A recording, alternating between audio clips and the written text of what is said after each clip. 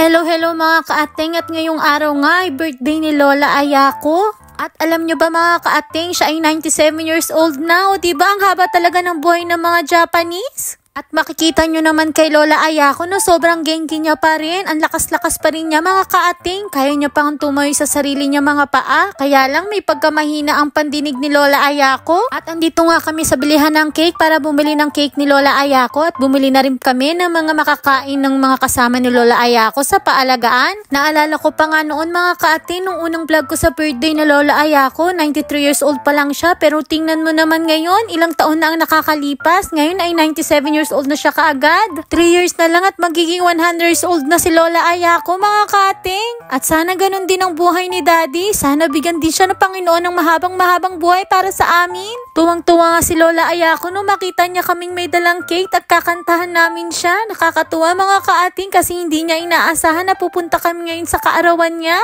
Arigato nga ng arigato sa amin si Lola Ayako mga kaating. At yuko din siya ng yuko ng ulo para sabihing maraming salamat sa amin. Ganun siya kasaya mga kaating na nagpunta kami sa araw ng kanyang kaarawan.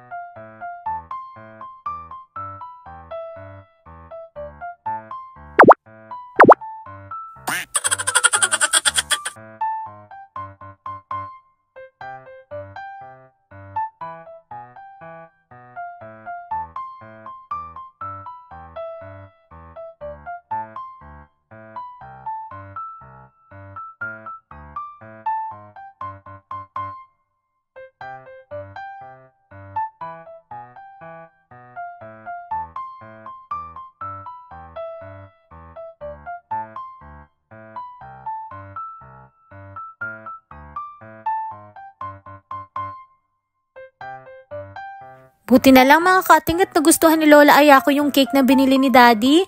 O sige na po mga kaating, sa uulitin po. Bye bye! Mwah!